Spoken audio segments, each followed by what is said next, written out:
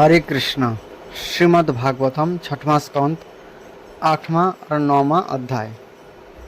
नारायण कवच का उपदेश, विश्व रूप का बौत, बत्रासुर द्वारा देवताओं की हार और भगवान की प्रेरणा से देवताओं का दधीची ऋषि के पास जाना। 8वां अध्याय, नारायण कवच का उपदेश। राजा परीक्षित ने पूछा, भगवान, देवराज इंद्र ने जिससे सुरक्षित होकर शत्रुओं की चतुरंगिणी सेना को खेल खेल में अनायास से जीतकर त्रिलोक की राजलक्ष्मी का उपभोग किया, आप उस नारायण कवच को मुझे सुनाइए और वह भी बतलाइए कि उन्होंने उससे सुरक्षित होकर रणभूमि में किस प्रकार आक्रमणकारी शत्रुओं पर विजय प्राप्त की। श्री सुखदेव जी ने कहा, परीक्षित, जब देवताओं ने विश्वरूप को पुरोहित बना लिया तब देवराज इंद्र के प्रश्न करने पर विश्वरूप ने उन्हें नारायण कवच का उपदेश किया। तुम एकाग्र चित्त से इसका श्रवण करो। आप श्रीमद् भागवतम में जाकर के मूल श्लोक देख सकते हैं, संस्कृत में, ये सब हिंदी में है। विश्वरूप ने कहा, देवराज इंद्र, भय का अवसर उपस्थित होने पर नारायण कवच धारण करके अपने शरीर की रक्षा कर लेनी चाहिए। इसकी विधि यह है कि पहले हाथ पैर धोकर आचमन करें, फिर हाथ में कुश की पवित्र धारण करके उत्तर मुंह बैठ जाएं। इसके बाद कवच धारण पर्यंत और कुछ न बोलने का निश्चय करके पवित्रता से ओम नमः नारायण और ओम नमः भगवते वासुदेवाय इन मंत्रों के द्वारा हृदय आदि अंगन्यास तथा अंगुष्ठी आदि करन्यास करे। पहले ओम नमः नारायणाय इस अष्टाक्षर मंत्र के ओम आदि पाठ अक्षरों का क्रमशः पैरों, घुटनों, जंघों, पेट, हृदय, वक्षस्थल, मुख और सिर में न्यास करे अथवा पूर्वोक्त मंत्र के मकार से लेकर ओंकार पर्यंत 8 अक्षरों का सिर से आरंभ करके उन्हीं 8 अंगों में विपरीत क्रम से न्यास करे। तदंतर ओम नमो भगवते वासुदेवाय इस 12 अक्षर मंत्र के ओम आदि 12 अक्षरों का दाईं तर्जनी से बाईं तर्जनी तक दोनों हाथों की 8 उंगलियों और दोनों अंगूठों की 2-2 गांठों में न्यास करे अर्थात जप करे।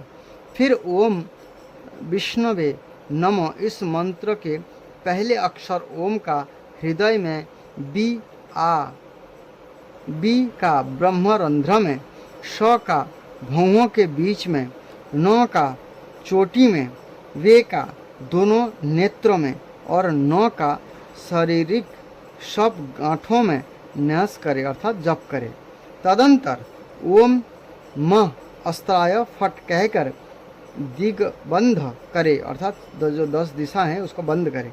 इस प्रकार न्याय करने से इस विधि को जानने वाला पुरुष मंत्र स्वरूप हो जाता है। इसके बाद समग्र ऐश्वर्य, धर्म, यश, लक्ष्मी, ज्ञान और वैराग्य से परिपूर्ण इष्ट देव भगवान का ध्यान करे और अपने को भी तद्रूप ही चिंतन करे भगवान विष्णु का। तत्पश्चात विधा, तेज और तप स्वरूप इस कवच का पाठ करे। भगवान श्री हरि गरुड़ जी की पीठ पर अपने चरण कमल रखे हुए हैं। अनिमा आदि 8 सिद्धियां उनकी सेवा कर रहे हैं। 8 हाथों में शंख, चक्र, ढाल, तलवार, गदा, बाण, धनुष और पास अर्थात फंदा धारण किए हुए हैं। ये भगवान विष्णु का गुणगान ये संस्कृत में होता है, पाठ है, वो यहाँ पर हिंदी में दिया गया है। ये भी ओंकार स्वरूप प्रभु सब प्रकार से सब ओर से मेरी रक्षा करे, इस प्रकार से प्रार्थना किया जाता है। मत्स्य मूर्ति भगवान जल के भीतर जल जंतुओं से और वरुण के पास से मेरी रक्षा करे।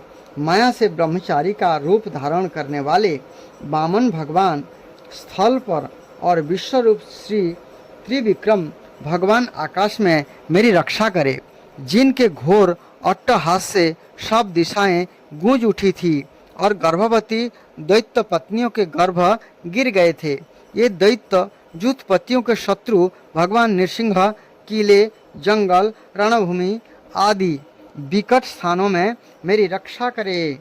अपनी दाढ़ों पर पृथ्वी को धारण करने वाले यज्ञ मूर्ति बराह भगवान मार्ग में परशुराम जी पर्वतों के शिखरों पर और लक्ष्मण जी के सहित भारत के बड़े भाई भगवान रामचंद्र प्रभाव से समय मेरी रक्षा करे। प्रभास के समय मेरी रक्षा करे। भगवान नारायण मारण, मोहन आदि भयंकर अभिचारों और सब प्रकार के प्रमादों से मेरी रक्षा करे। ऋषि श्रेष्ठ नर गर्भ से जोगेश्वर भगवान दत्तात्रेय योग के विघ्न से और विष्णु नाधिपति भगवान कपिल कर्म बंधन से मेरी रक्षा करे। परमर्षि सनत कुमार कामदेव से हायग्रीव भगवान मार्ग में चलते समय देव मूर्तियों को नमस्कार आदि न करने के अपराध से देवर्षि नारद सेवा अपराध से और भगवान कच्छप सब प्रकार के नरकों से मेरी रक्षा करे।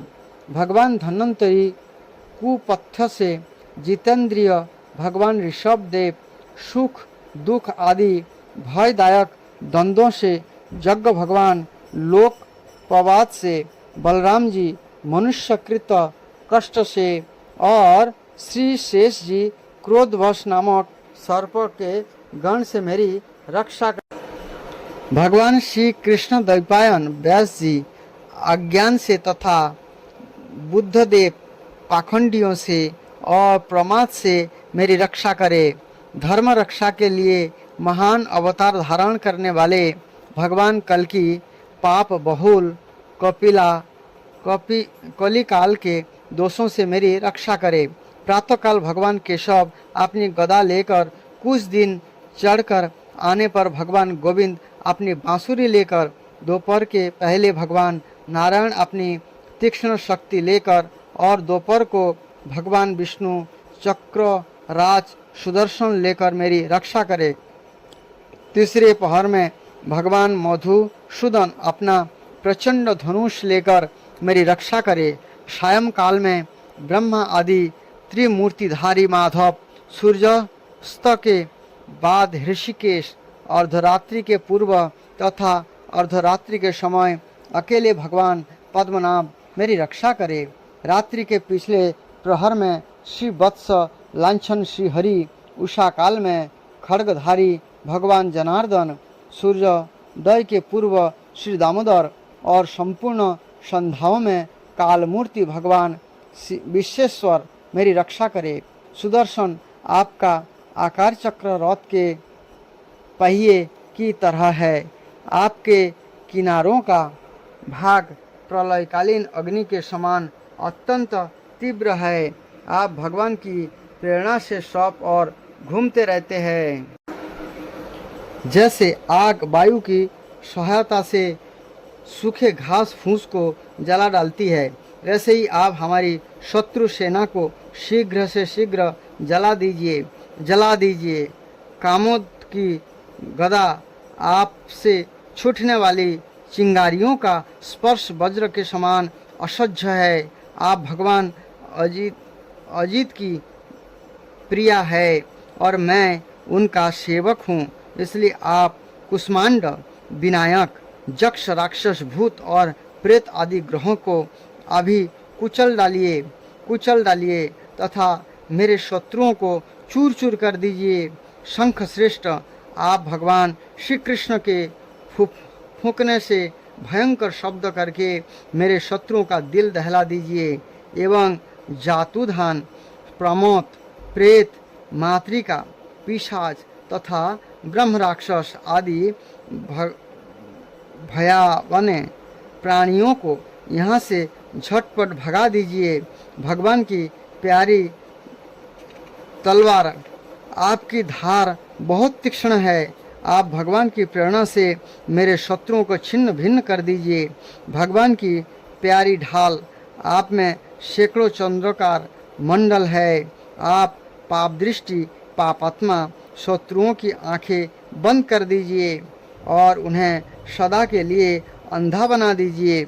सूर्य आदि ग्रह, धूमकेतु तथा पुच्छल तारे आदि केतु, दृष्ट मनुष्य, सर्प आदि रेंगने वाले जंतु, दाढ़ों वाले हिंसक पशु, भूत प्रेत आदि तथा पापी प्राणियों से हमें जो भय हो और जो हमारे मंगल के विरोधी हो, ये सभी भगवान के नाम, रूप तथा आयुधों का कीर्तन करने से तत्काल नष्ट हो जाए। बृहत रथंतर आदि सामवेदियों स्तोत्रों से जिनकी स्तुति की जाती है, ये वेद मूर्ति भगवान गरुड़ और विश्वसेन जी अपने नामोच्चारण के प्रभाव से हमें सब प्रकार की विपत्तियों से बचाएं। श्री हरि नाम, रूप, वाहन, आयुध और श्रेष्ठ पार्षद हमारी बुद्धि, इंद्रिय, मन और प्राणों को सब प्रकार की आपत्तियों से बचाएं। जितना भी कार्य अथवा कारण स्वरूप जगत है वह वास्तव में भगवान भी है। इस सत्य के प्रभाव से हमारे सारे उपद्रव नष्ट हो जाए। जो लोग ब्रह्म और आत्मा की एकता का अनुभव कर चुके हैं, उनकी दृष्टि में भगवान स्वरूप समस्त विकल्पों भेदों से रहित है। फिर भी अपनी माया शक्ति के द्वारा भूषण, आयुध और रूप नामक शक्ति को धारण करते हैं। यह बात निश्चिंत रूप से सत्य है। इस कारण सर्वज्ञ सर्वव्यापक भगवान श्री हरि सदा सर्वत्र सब स्वरूपों से हमारी रक्षा करे। जो अपने भयंकर अट्टहास से सब लोगों के भय को भगा देते हैं और अपने तेज से सबका तेज ग्रस्त लेते हैं। ये भगवान नृसिंह दिशा विदिशा में नीचे ऊपर बाहर भीतर सब और हमारी रक्षा करे। देवराज इंद्र, मैंने तुम्हें यह नारायण कवच सुना दिया। इस कवच से तुम अपने को सुरक्षित कर लो। बस फिर तुम अनायास ही सब दैत्य जुतपतियों को जीत लोगे। इस नारायण कवच को धारण करने वाला पुरुष, जिसको भी अपने नेत्रों से देख लेता अथवा पैर से छू लेता है, वह तत्काल समस्त भयों से मुक्त हो जाता है। जो इस वैष्णवी विधा को धारण कर लेते हैं, उसे राजा, डाकू, प्रेत, पिशाच आदि और बाघ आदि हिंसक जीवों से कभी किसी प्रकार का भय नहीं होता। देवराज, प्राचीन काल की बात है, एक कौशिक गोत्र ब्राह्मण ने इस विधा को धारण करके योग धारणा से अपने शरीर मरुभूमि में त्याग दिया। यहाँ उस ब्राह्मण का शरीर पड़ा था। उसके ऊपर से एक दिन गंधर्वराज चित्ररथ अपनी स्त्रियों के साथ विमान पर बैठकर निकले। वहाँ आते ही ये नीचे की ओर सिर किए विमान सहित आकाश से पृथ्वी पर गिर पड़े। इस घटना से उनके आश्चर्य की सीमा ना रही। तब उन्हें बालखिल्य मुनियों ने बताया कि वह नारायण कवच धारण करने का प्रभाव है। तब उन्होंने उस ब्राह्मण देवता की हड्डियों को ले जाकर पूर्ववाहिनी सरस्वती नदी में प्रवाहित कर दिया और फिर स्नान करके ये अपने लोकों को गए। श्री सुखदेव जी कहते हैं, परीक्षित, जो पुरुष इस नारायण कवच को समय पर सुनता है और जो आदर पूर्वक इसे धारण करता है, उसके सामने सभी प्राणी आदर से झुक जाते हैं और वह सब प्रकार के भय से मुक्त हो जाते हैं। परीक्षित, शतक्रतु इंद्र ने आचार्य विश्वरूप जी से यह वैष्णवी विधा प्राप्त करके रणभूमि में असुरों को जीत लिया और वे त्रैलोक्य लक्ष्मी जी का उपभोग करने लगे। तो यहाँ पर तात्पर्य में कुछ इस प्रकार का वर्णन है। 32 प्रकार के सेवा परार्थ माने गए हैं। सवारी पर चढ़कर अथवा पैरों में खड़ाऊं पहनकर श्री भगवान के मंदिर में जाना, रथ यात्रा, जन्माष्टमी आदि उत्सवों का ना करना या उनके दर्शन ना करना, श्री मूर्ति के दर्शन करके प्रणाम ना करना, अशुचि अवस्था में दर्शन करना, एक हाथ से प्रणाम करना, परिक्रमा करते समय भगवान के सामने आकर कुछ ना रुक कर फिर परिक्रमा करना अथवा केवल सामने ही परिक्रमा करते रहना, श्री भगवान के श्री विग्रह के सामने पैर प्रसार कर बैठना, भगवान के श्री विग्रह के सामने दोनों घुटनों को ऊंचा करके उनको हाथों से लपेट कर बैठ जाना, श्री भगवान के श्री विग्रह के सामने सोना, भगवान के श्री विग्रह के सामने भोजन करना, श्री भगवान के श्री विग्रह के सामने झूठ बोलना, श्री भगवान के श्री विग्रह के सामने जोर से बोलना, श्री भगवान के श्री विग्रह के सामने आपस में बातचीत करना, ये सब अपराध में आता है। श्री भगवान के श्री विग्रह के सामने चिल्लाना, श्री भगवान के श्री विग्रह के सामने कलह करना अर्थात झगड़ा करना, श्री भगवान के श्री विग्रह के सामने किसी को पीड़ा देना, श्री भगवान के श्री विग्रह के सामने किसी पर अनुग्रह करना, श्री भगवान के श्री विग्रह के सामने किसी को निष्ठुर वचन बोलना, श्री भगवान के श्री विग्रह के सामने कंबल से सारा शरीर ढक लेना, भगवान के श्री विग्रह के सामने दूसरे की निंदा करना, श्री भगवान के श्री विग्रह के सामने दूसरों की स्तुति करना, भगवान के श्री विग्रह के सामने अश्लील शब्द बोलना, श्री भगवान के श्री विग्रह के सामने अधो वायु का त्याग करना अर्थात वायु का त्याग करना, बिना किसी भी वस्तु का खाना पीना, जिस ऋतु में जो फल हो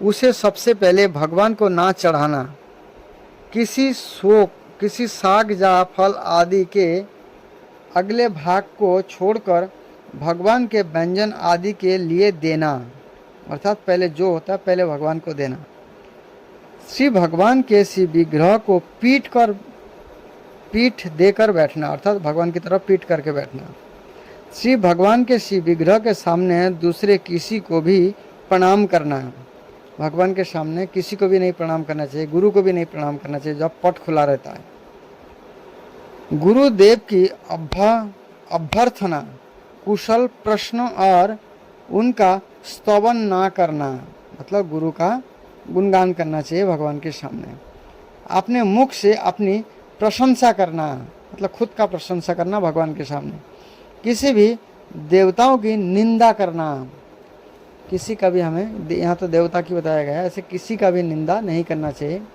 इस प्रकार से 32 प्रकार के सेवा अपराध माने गए, ये सेवा अपराध है। इस प्रकार से हमें भगवान के सामने अपराध नहीं करनी चाहिए, ऐसे तो अपराध करनी नहीं चाहिए लेकिन विशेष करके भगवान शिव विग्रह के सामने तो करना ही नहीं चाहिए सब। 9वां अध्याय विश्व रूप का वध, वत्रासुर द्वारा देवताओं की हार और भगवान की प्रेरणा से देवताओं को दधीचि ऋषियों के पास जाना, ये सब प्रसंग मन सुनिए।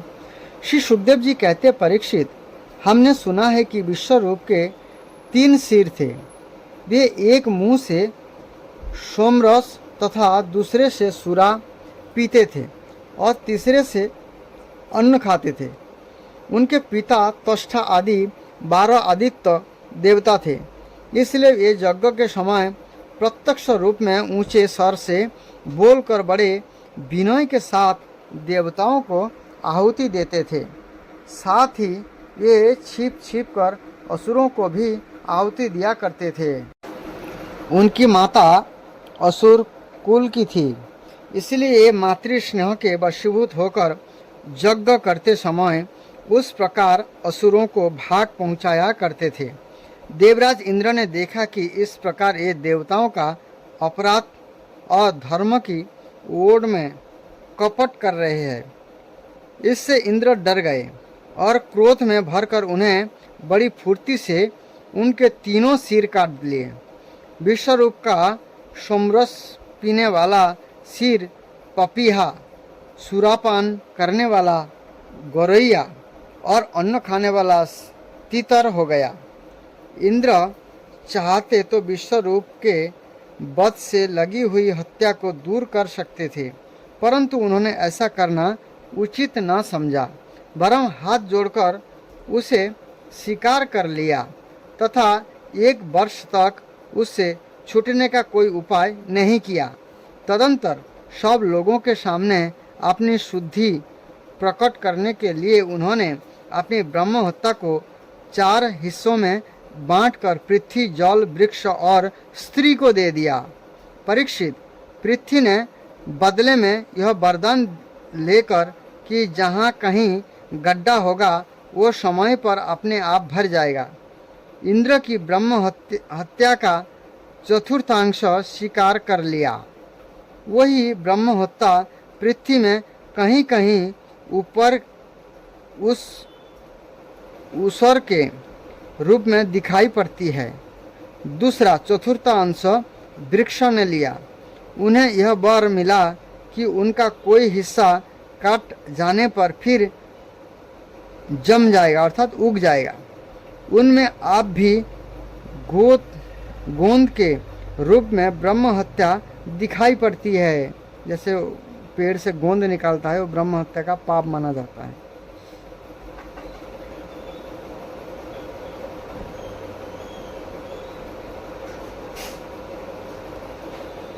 स्त्रियों ने यह वर पाकर कि ये सर्वदा पुरुषों का सहवास कर सकेगा, ब्रह्म हत्या का तीसरा चतुर्थांश स्वीकार किया और उसके ब्रह्म हत्या प्रत्येक महीने में रज के रूप में दिखाई पड़ते हैं।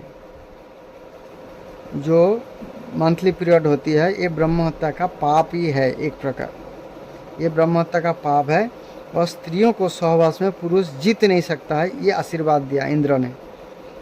जल ने यह वर पाकर कि खर्च करते रहने पर भी निर्झर आदि के रूप में तुम्हारे बढ़ती ही होती रहेगी, अर्थात पानी निकाल लो झरना से व कुआं से तो फिर से पानी यथावत हो जाएगा।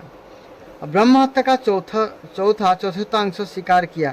फैन, बुदबुद आदि के रूप में वही ब्रह्म हत्या दिखाई पड़ती है। मतलब जो फैन आता है, फैन उड़ता है जल में, ये सब ब्रह्म हत्या का दिखाई पड़ता है। ये ब्रह्म हत्या का पाप उन्होंने जल ने लिया, लेकिन आशीर्वाद दे दिया इंद्र ने, ये जल निकाल लेने पर भी उतना जल हो जाएगा फिर से। अतः मनुष्य उसे हटाकर जल ग्रहण किया करते हैं। जो फैन होता है, बुदबुद होता है, उसको हटा करके जल पीना चाहिए व लेना चाहिए। फैन वाला पानी जो है पीना नहीं चाहिए, वो ब्रह्म हत्या होती है।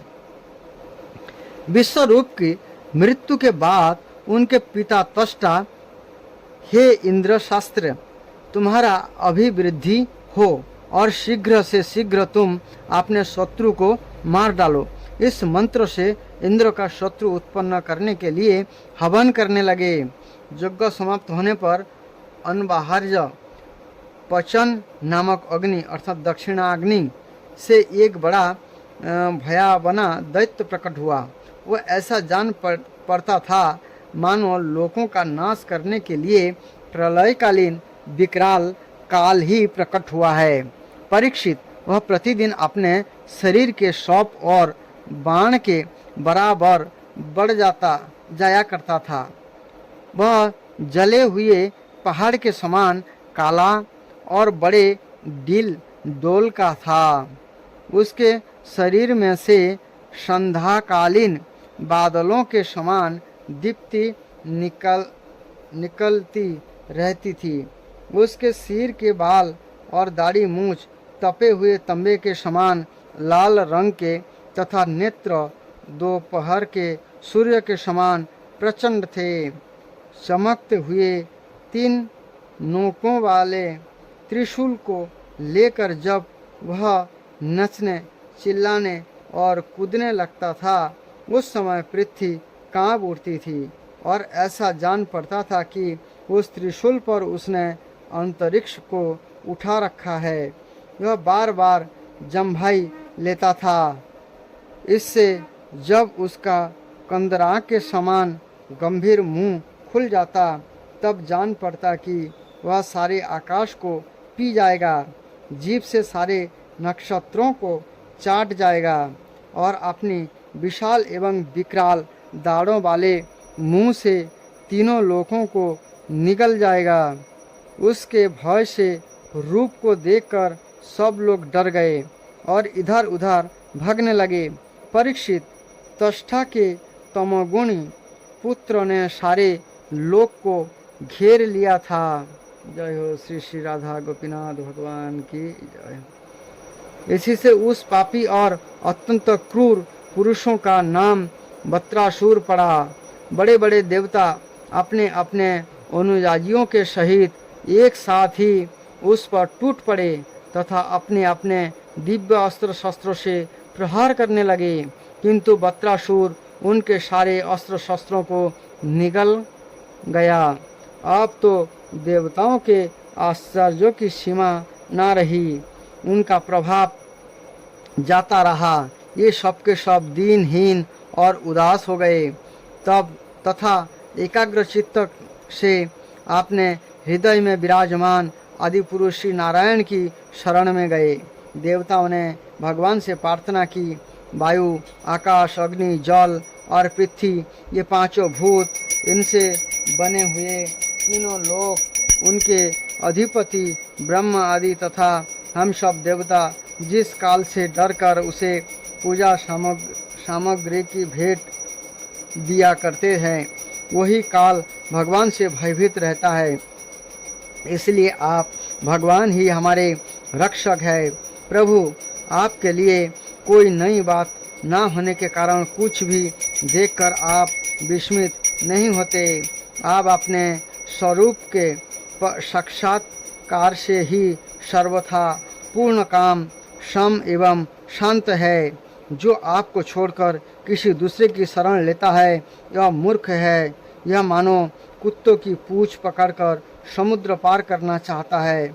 वैवत्स मनु पिछले कल्प के अंत में जिनके विशाल सिंगों में पृथ्वी पर नौका को बांधकर अनायास ही प्रलयकालीन संकट से बच गए, वे भी मत्स्य भगवान हम शरणागतों को वृत्रासुर के द्वारा उपस्थित किए हुए दुस्तर भय से अवश्य बचाएंगे।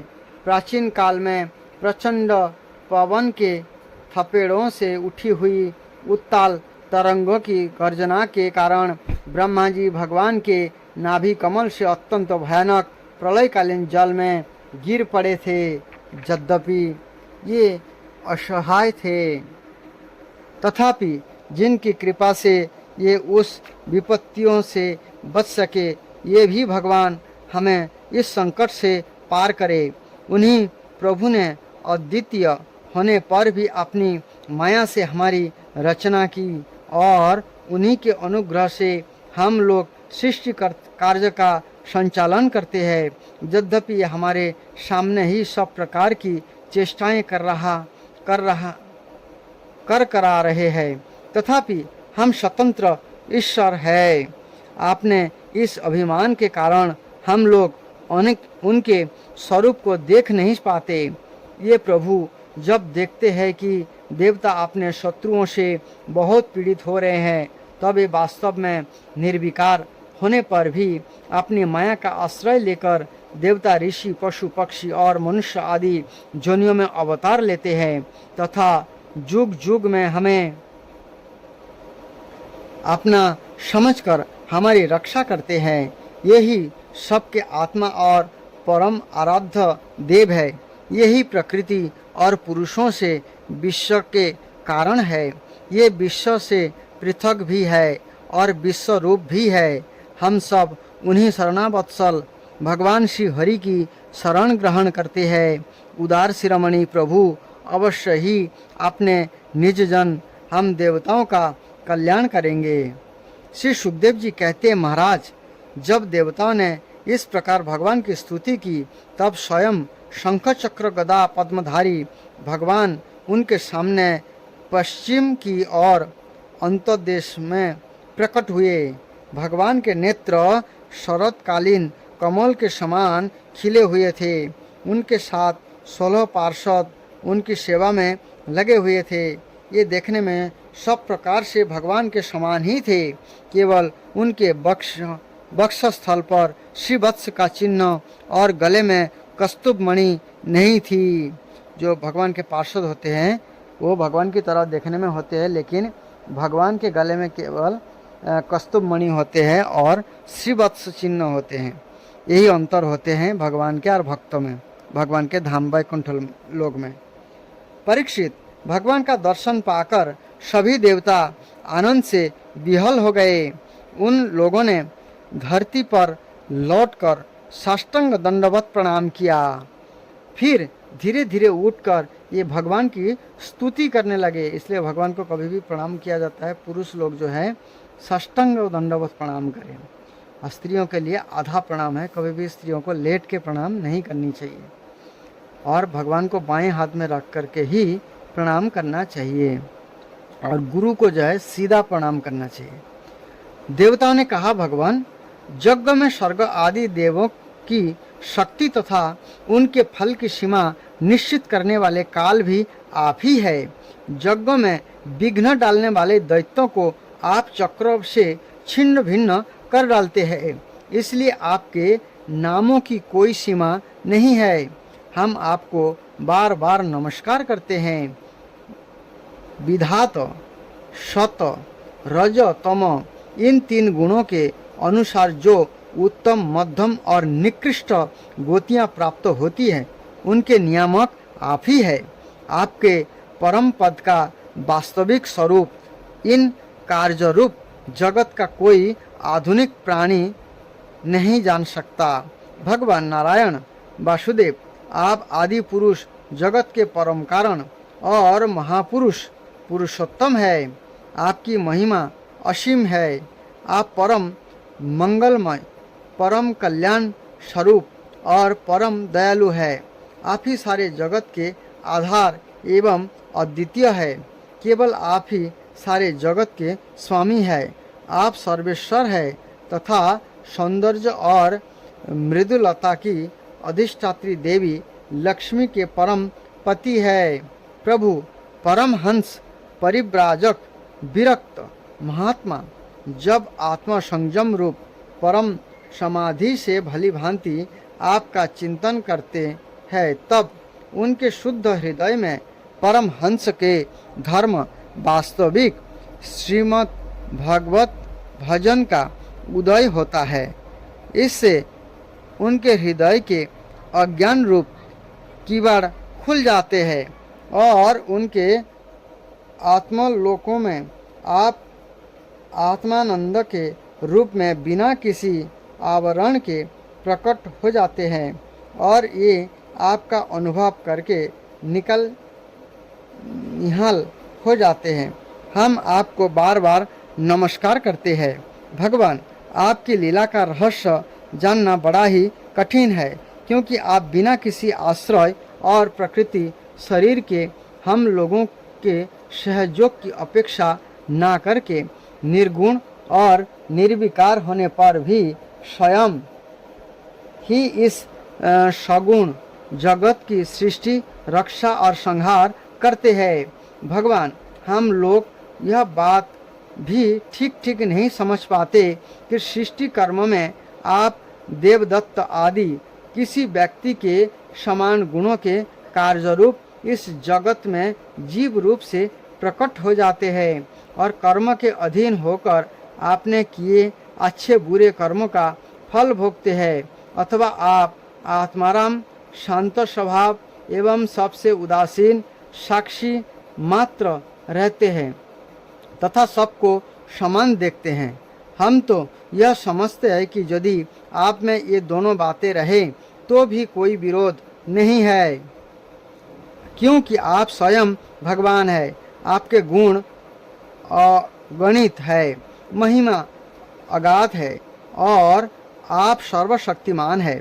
आधुनिक लोग अनेकों प्रकार के विकल्प, वितर्क, विचार, झूठे प्रमाण और कुतर्कपूर्ण शास्त्र का अध्ययन करके झूठे प्रणाम और कुतर्कपूर्ण शास्त्रों का अध्ययन करके अपने हृदय को दूषित कर लेते हैं और वही कारण है कि वे दुराग्रही हो जाते हैं। आप में अनेक वाद विवादें लिए अवसर ही नहीं है। आपका वास्तविक स्वरूप समस्त मायामय पदार्थों से परे केवल है।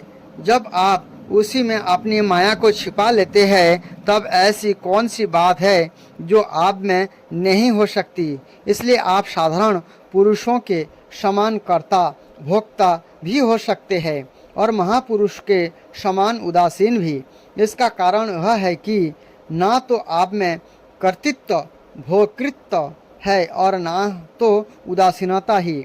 आप तो दोनों से विलक्षण अनिर्वचनीय है। जैसे एक ही रस्सी का टुकड़ा भ्रांत पुरुषों को सर्प, माला, धारा आदि के रूप में प्रतीत होता है, किंतु जानकार को रस्सी के रूप में, वैसे ही आप भी भ्राम बुद्धि वालों को कर्ता भोक्ता आदि अनेक रूपों में दिखते हैं और ज्ञान को शुद्ध सच्चिदानंद के रूप में आप सभी को बुद्धि का अनुसरण करते हैं। विचार पूर्वक देखने से मालूम होता है कि आप ही समस्त वस्तुओं में वस्तुत्व के रूप से विराजमान है, सबके स्वामी है और संपूर्ण जगत के कारण ब्रह्मा प्रकृति आदि के भी कारण है। आप सबके अंतर्जामी अंतरात्मा है। इसलिए जगत में जितने भी गुण दोष प्रतीत हो रहा है उन सब की प्रतीतियाँ अपने अधिष्ठान स्वरूप आपका ही संकेत करती है और श्रुतियों ने समस्त पदार्थों का निषेध करके अंत में निषेधों की अविधि के रूप में केवल आपको ही शेष रखा है। मधुसूदन, आपकी अमृतमयी महिमा रस का अनंत समुद्र है। उसके नन्हे से शिकर का भी अधिक नहीं। एक बार भी स्वाद चख लेने से हृदय में नित्य निरंतर परमानंद की धारा बहने लगती है। उसके कारण आप तक जगत में विषय भोगों के जितने भी लेश मात्र प्रकृति मात्र दुख का अनुभव हुआ है या परलोक आदि के विषय में सुना गया है, यह सब का सब जिन्होंने भुला दिया है। समस्त प्राणियों के परम प्रियतम हितोषी सुहित और सर्वात्मा आप ऐश्वर्य निधि परमेश्वर में जो अपने मन को नित्य निरंतर लगाए रखते हैं और आपके चिंतन का ही सुख लूटते रहते हैं, ये आपके अंतर्जामी परम भक्त पुरुष ही आपने स्वार्थ और परमार्थ में निपुण है। मधुसूदन, आपके ये प्यारे और सुहित भक्तजन भला आपके चरण कमलों का सेवन कैसे त्याग कर सकते हैं, जिससे जन्म मृत्यु रूप संसार के चक्र से सदा के लिए छुटकारा मिल जाता है। प्रभु, आप त्रिलोकी के आत्मा और आश्रय है। आपने 3 पगों से सारे जगत को नाप लिया था और आप ही तीनों लोकों के संचालक है। आपकी महिमा त्रिलोकी का मन हरण करने वाली है। इसमें संदेह नहीं कि दैत्य दानव आदि असुर भी आपकी ही विभूतियाँ हैं, तथापि यह उनकी उन्नति का समय नहीं है। यह सोचकर आप अपनी जोग माया से देवता, मनुष्य, पशु, नृसिंह आदि मिश्रित और मत्स्य आदि जलचरों के रूप में अवतार ग्रहण करते और उनके अपराध के अनुसार उन्हें दंड देते हैं। दंडाधारी प्रभु, यदि जांचे तो आप इन्हीं असुरों के समान इस वित्रासुर का भी नाश कर डालिए। भगवान, आप हमारे पितामह सब कुछ है। हम आपके निज जन है और निरंतर आपके सामने सिर झुकाए रहते हैं। आपके चरण कमलों का ध्यान करते करते हमारा हृदय उन्हीं के प्रेम बंधन से बांध गया है। आपने हमारे सामने अपना दिव्य गुण से युक्त साकार शिव विग्रह प्रकट करके हमें अपनाए हैं। इसलिए प्रभु, हम आपसे यह प्रार्थना करते हैं कि आप अपनी दया भरी विषाद सुंदर और शीतल मुस्कान युक्त चितवन से तथा अपने मुखारबिंद से टपकते हुए मनोहर वाणी रूप सुमधुर सुबिंदु से हमारा हृदय का ताप शांत कीजिए, हमारे अंतर की जलन बुझाइए। प्रभु, जिस प्रकार अग्नि की ही अंशभूत चिंगारियाँ आदि अग्नि को प्रकाशित करने में असमर्थ है, वैसे ही हम भी आपके अपना कोई भी स्वार्थ परमार्थ निवेदन करने में असमर्थ है। आपसे भला कहना ही क्या है, क्योंकि आप संपूर्ण जगत की उत्पत्ति स्थिति और लय करने वाली दिव्य माया के साथ विनोद करते रहते हैं तथा समस्त जीवों के अंतःकरण में ब्रह्म और अंतर्जामी के रूप में विराजमान रहते हैं। केवल इतना ही नहीं, आपने उनके बाहर भी प्रकृति के रूप से आप ही विराजमान है।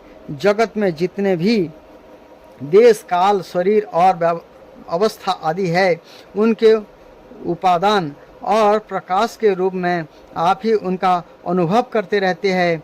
आप सभी वृत्तियों के साक्षी है। आप आकाश के समान सर्वगत है, निर्लिप्त है। आप स्वयं परब्रह्म परमात्मा है। अतएव हम अपना अभिप्राय आपसे निवेदन करें, इसकी अपेक्षा न रखकर जिस अभिलाषा से हम लोग यहाँ आए हैं उसे पूर्ण कीजिए। आप अचिंत ऐश्वर्य संपन्न और जगत के परम गुरु है। हम आपके चरण कमलों की छत्र छाया में आए हैं, जो विविध पापों के फलस्वरूप जन्म मृत्यु रूप संसार में भटकने की थकावटों को मिटाने वाली है। सर्वशक्तिमान श्री कृष्ण वृत्रासुर ने हमारे प्रभाव और अस्त्र शस्त्रों को तो निगल ही लिया है, आप यह तीनों लोगों को भी ग्रास रहा है। आप उसे मार डालिए। प्रभु, आप शुद्ध स्वरूप हृदय स्थित शुद्ध ज्योतिर्मय आकाश सबके साक्षी अनादि अनंत और उज्जवल कीर्ति संपन्न है। संत लोग आपका ही संग्रह करते हैं। संसार के पथिक जब घूमते घूमते आपकी शरण में आ पहुँचते हैं, तब अंत में आप इन्हें परमानंद स्वरूप अभीष्ट फल देते हैं और इस प्रकार उनके जन्म जन्मांतर के कष्ट को हर लेते हैं। प्रभु, हम आपको नमस्कार करते हैं। देखिए यहाँ पर किस प्रकार भगवान श्री कृष्ण से भगवान विष्णु से जो है देवता लोग कैसे अनुनय विनय करते हैं, कैसे प्रार्थना करते हैं। इसलिए हमें भी बुद्धिमान बनना चाहिए।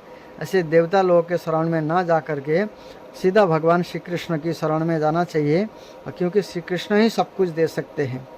इसलिए हमें श्री कृष्ण की शरण में रहना चाहिए, कृष्ण सेवा में लगना चाहिए। श्री सुखदेव जी कहते हैं, परीक्षित, जब देवताओं ने बड़े आदर के साथ इस प्रकार भगवान का स्तवन किया, तब वे अपने स्तुति सुनकर बहुत प्रसन्न हुए तथा उनसे कहने लगे। श्री भगवान ने कहा, श्रेष्ठ देवताओं, तुम लोगों ने स्तुति युक्त ज्ञान से मेरी उपासना की है, इससे मैं तुम लोगों पर प्रसन्न हूँ। इस स्तुति के द्वारा जीवों को अपने वास्तविक स्वरूप की स्मृति और मेरी भक्ति प्राप्त होती है। देव शिरोमणियों, मेरे प्रसन्न हो जाने पर कोई भी वस्तु दुर्लभ नहीं रह जाती। तथापि मेरे अंतर अनन्य प्रेमी तत्ववेत्ता भक्त मुझसे मेरे अतिरिक्त और कुछ भी नहीं चाहते। देखिए भगवान कहते हैं, जो मेरा भक्त होते हैं मेरे के अलावा और कुछ भी नहीं चाहते। लेकिन हम तो संसार में रहते हैं, बहुत सारे बड़े बड़े लिस्ट होते हैं, ये चाहिए, लेकिन वो भक्ति नहीं है, वो बनियागिरी है। जो पुरुष जगत के विषय को सत्य समझता है, यह नासमझ अपने वास्तविक कल्याण को नहीं जानता। वही कारण है कि वह विषय चाहता है, परंतु यदि कोई जानकर इसे उसकी इच्छित वस्तु दे देता है तो वह भी वैसा ही नासमझ है। देखिए भगवान कहते हैं जो जानकर भी उसके वही विषय को दे देता है वो भी ना समझ है, देने वाला भी ना समझ है, क्योंकि वो उनके हित के लिए नहीं है। इसलिए भगवान जो है भौतिक चीज़ें नहीं देते हैं। भगवान कहते हैं आमी विज्ञ यही मूर्खे विषय कहने दीबो सचरणामृत दिया विषय भुलाइबो। मैं सबसे विज्ञ व्यक्ति हूँ, जो मेरे भक्त है मैं उसको विषय नहीं देता हूँ, अपना चरण देता हूँ, उनको अपना भक्ति प्रदान करता हूँ और उनको विषय को मैं भुला देता हूँ, उसको शुद्ध करता हूँ और अपने धाम में ले जाता हूँ जहाँ पे जन्म मृत्यु का चक्र नहीं होता, कोई कष्ट नहीं होता है। ऐसे भगवान अपने धाम ले जाते हैं। जो पुरुष मुक्ति का स्वरूप जानता है वह अज्ञानी को भी कर्मों में फंसने का उपदेश नहीं देता। ऐसे रोगी के चाहते रहने पर भी सदैव उसे कुपथ नहीं देता। देवराज इंद्र, तुम लोगों का कल्याण हो, आप देर मत करो। ऋषि शिरोमणि दधीचि के पास जाओ और उनसे इसका शरीर जो उपासना व्रत तथा तपस्या के कारण अत्यंत दृढ़ हो गया है मांग लो। दधीचि ऋषियों को शुद्ध ब्रह्म का ज्ञान है। अश्विनी कुमार को घोड़े के सिर से उपदेश करने के कारण उनका एक नाम अश्वशिर भी है। उनके उपदेश की हुई आत्मा विधा के प्रभाव से ही दोनों अश्विनी कुमार जीवन मुक्त हो गए। अर्थ वेदी दधीचि ऋषि ने ही पहले पहले मेरे स्वरूप भूत अवैध नारायण कवच का त्वष्टा को उपदेश किया था। त्वष्टा ने वही विश्व रूप को दिया और विश्व रूप से तुम्हें मिला। दधीचि ऋषि धर्म के परम मर्मज्ञ है। ये तुम लोगों को अश्विनी कुमार के मांगने पर अपने शरीर के अंग अवश्य दे देंगे। इसके बाद विश्वकर्मा के द्वारा उन अंगों से एक श्रेष्ठ आयुध तैयार करा लेना। देवराज, मेरी शक्ति से युक्त होकर तुम उसी शास्त्र के द्वारा वृत्रासुर का सिर काट डालोगे। देवताओं, वृत्रासुर के मर जाने पर तुम लोगों को फिर से तेज अस्त्र शस्त्र और संपत्तियां प्राप्त हो जाएंगी। तुम्हारी कल्याण अवश्यंभावी है, क्योंकि मेरे शरणागतों को कोई सता नहीं सकता। यह कथा दधीचि ऋषि का कथा इस प्रकार है। दधीचि ऋषि को प्रवर्ग अर्थात यज्ञ कर्म विशेष और ब्रह्म विधा का उत्तम ज्ञान है। यह जानकर एक बार उनके पास अश्विनी कुमार आए और उनसे ब्रह्म विधा का उपदेश करने के लिए प्रार्थना की। दधीचि मुनि ने कहा, इस समय मैं एक कार्य में लगा हुआ हूँ, इसलिए फिर किसी समय आना। इस पर अश्विनी कुमार चले गए। उनके जाते ही इंद्र आकर कहा, मुने, अश्विनी कुमार वैद्य है, इन्हें तुम ब्रह्म विधा का उपदेश मत करना। यदि तुम मेरी बात ना मानकर उन्हें उपदेश करोगे तो मैं तुम्हारा सिर काट डालूंगा। जब ऐसा कहकर इंद्र चले गए तब अश्विनी कुमारों ने आकर फिर वही प्रार्थना की। मुनि ने इंद्र का सब वृत्तांत सुनाया। उस पर अश्विनी कुमारों ने कहा, हम पहले ही आपका यह सिर काट कर घोड़े का सिर जोड़ देंगे। इससे आप हमें उपदेश करें, और जब इंद्र आपका घोड़े का सिर काट देंगे तब हम फिर असली सिर जोड़ देंगे। मुनि ने मिथ्या भाषण के भय से उनका कथन स्वीकार कर लिया। इस प्रकार अश्वमुख से उपदेश की जाने के कारण ब्रह्म विधा का नाम अश्वशिरा पड़ा। तो इस प्रकार से अश्विनी कुमार को ज्ञान भी मिल गया और इंद्र ने दधीचि ऋषि का सिर भी काट डाला, सारा काम बन गया। इस प्रकार से कथा है। बहुत से पुराणों में अलग अलग कथा है। आप लोग इस प्रकार से हमारे साथ जुड़े रहिए, सुनते रहिए, शास्त्रों का लाभ उठाते रहिए। कथा सुनने से भगवान के प्रति प्रेम बढ़ता है। यही हमारा जीवन का उद्देश्य है, जो कृष्ण से प्रेम करना, कृष्ण के साथ जुड़े रहना और कृष्ण की सेवा करना, इस संसार से निकालना, अपने आप को संसार से निकाल लेना, यही हमारा मेन उद्देश्य है और यही जीवन की सफलता है। हरे कृष्ण।